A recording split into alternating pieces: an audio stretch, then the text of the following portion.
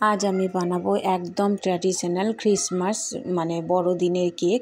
তো বড়দিনের কেক বানানোর জন্য আমি এখানে জুস বার করে নিলাম দুটো অরেঞ্জের, আর যত ড্রাই ফ্রুট আছে কিশমিশ কাজু আপনার মানে ঘরে আলমন্ড যা কিছু আপনার থাকবে দিয়ে দিতে হবে। আর চিনির জন্য আমি 1 বাটি চিনি নিয়েছি।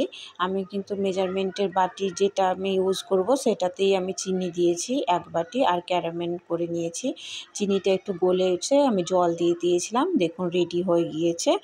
আর এখানে সেই মেজারমেন্টের বাটিতেই, যে বাটিতে আমি চিনি দিয়েছিলাম সেই বাটিতেই রুম টেম্পারেচারে থাকা আমি দুধ দিয়ে দিলাম, আর দিয়ে দিব 1 টেবিল স্পুন আপনার ভিনেগারটা অবশ্যই দেবেন। সেই মেজারমেন্টের বাটিতেই আমি 1 বাটি নিয়ে নিলাম ময়দা বা আটা, ঘরে যা থাকবে তাই। আর সেই মেজারমেন্টের 1 বাটিরই নিয়ে নিলাম আপনার সুজি, 1 বাটি থেকে একটু কম। তো এইখানে আমি যে ভিনিগার আর দুধটা রেখেছিলাম সেই দুধের মধ্যে চিনির ক্যারামেলটা দিয়ে দিলাম, আর খুব ভালোভাবে এখন মিক্স করে নেব।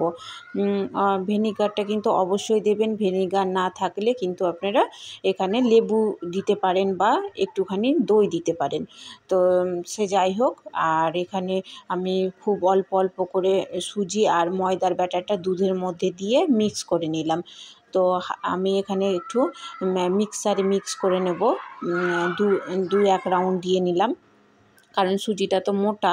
তো এইভাবে যদি মিক্সারে আপনি দিয়ে দেন তো খুব ভালো হয়। আর আপনারা দেখতে পাচ্ছেন আমার এটা কতটা মানে পাতলা হয়নি, ব্যাটারটা কতটা ঠিক আছে। তো আমি এই পর্যায়ে সেই আমার ভিজিয়ে রাখা ড্রাই ফ্রুটগুলো, টুটি ফুটি কিশমিশ কাজু আপনি যা ইচ্ছে ফ্রুট আবার এখানে স্কিপও করতে পারেন। তো আমি এখানে যেহেতু ফ্রুট কেক এটা বড়দিনের স্পেশাল, তার জন্য আমি এখানে বেশি করে একটু ফ্রুট কেকের মধ্যে সব ড্রাই ফ্রুটগুলো দিয়ে দিলাম। আর এখানে নিলাম 1 টেবিল স্পুন আমি তেল।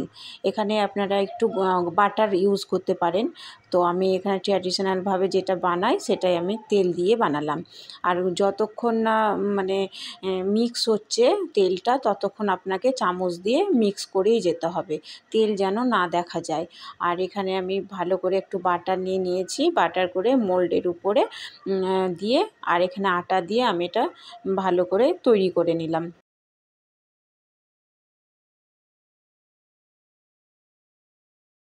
আর এখানে সুন্দর করে আমার ঘরে যে পেপার ছিল সেই পেপারটা দিয়ে দিলাম, পেপারটা আপনার অবশ্যই করে দেবেন। আর এখানে নিয়ে নিলাম আমি 1 মানে টিস্পুন বেকিং পাউডার, আর তার হাফ নিয়ে নিলাম বেকিং সোডা। এটা কিন্তু আপনারা অবশ্যই করে মনে রাখবেন যে হাফ যদি বেকিং পাউডার নেন তারও একটু নিতে হবে বেকিং সোডা। আর এখানে খুব ভালোভাবে সেট করে নিলাম। কড়াইটা আমি প্রি হিটের জন্য রেখে দিয়েছিলাম 5 মিনিট ফুল ফ্লেমে। দেখুন পুরো গরম হয়ে গিয়েছে। এই সময় আমি স্ট্যান্ডটা রেখে কেকের মোল্ডটা বসিয়ে দিলাম। মোটামুটি 30 মতো ঢেকে রেখে আমি ছেড়ে দেবো।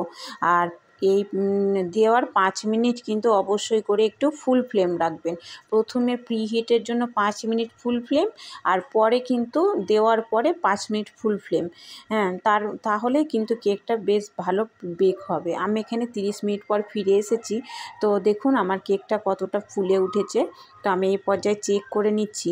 তো সাইডে চেক করলাম, তো দেখছি যে না, সাইডটা হয়ে গেছে, কিন্তু কেকটা তো আমার 1 কিলো, অনেকটাই বড়। তো মাছটা আমি যখন চেক করলাম তো দেখলাম না, একটুখানি কাঁচা আছে। তাই আমি আবার ঢেকে দিয়ে 5 মিনিট মতো ছেড়ে দিয়েছি। তো আমি প্রথমে 30 মিনিট, আর এখানে লো ফ্লেম একদম, আবার 5 মিনিট পর ফিরে এসেছি। মোট 35 মিনিট লেগেছে আমার বেক হতে। দেখুন পুরো তৈরি হয়ে গেছে। আমি ঘড়ি দেখেই করেছিলাম। তো আমি এখন এটা কড়াই থেকে বার করে নেব। আর এই কড়াই থেকে বার করে নেওয়ার পরে কিন্তু আমি একটা মানে কাপড় নিয়েছি, কাপড়টা একদম ভিজিয়ে যতটা সম্ভব জল শুকিয়ে নিয়েছি, তারপরে ঢেকে ঠান্ডা হতে দেব। অবশ্যই করে ঢেকে ঠান্ডা হতে দেবেন, কারণ উপরে সুজি দেওয়া আছে তো শুকিয়ে যাবে। তো আমার কেকটা কিন্তু খুব একটা ঠান্ডা হয়নি, কারণ আমার ঘরে বাচ্চা আছে, তাদের তো কেক দেখে আর সহ্য হচ্ছে না। তো আমি এখানে একটু হালকা গরম আছে তো ডিমোল্ড করে নিলাম। আর আপনারা কিন্তু অবশ্যই এটা ঠান্ডা হওয়ার পরে ডিমোল্ড করবেন, এতে করে কেকটা খুব ভালো হবে। কেকটা কতটা স্পঞ্জি হয়েছে আপনারা উপর থেকে দেখেই হয়তো বুঝতে পারছেন যে আমার ফেটে ফেটে গেছে। কেক যখনই দেখবেন উপরটা এরকম ফেটে ফেটে গেছে তখনই মানে বুঝতে পারবেন কেকটা প্রপার তৈরি হয়েছে, স্পঞ্জি হয়েছে। তো কেকটা দেখুন আমি এখানে লাভ শেপে বানিয়েছি। এর আগের বারে আমি যেটা রাউন্ড বানিয়েছিলাম সেটাও খুব ভালো হয়েছিল। তো আপনারা অবশ্যই এই বড়দিনে এই রকম প্রসেস করে কেকটা একবার বানিয়ে নিতে পারেন। কেক হয়তো যারা নতুন বানাবেন তাদের একটু ডিফিকাল্ট হবে, কিন্তু সেকেন্ড টাইম বানাতে গেলে দেখবেন একদম পারফেক্ট হবে। তো আমি এখানে আপনাদের একটু কেটে দেখাচ্ছি। দেখুন এই যে কেটে নিয়েছি আমি, কেকটা কতটা সুন্দর হয়েছে।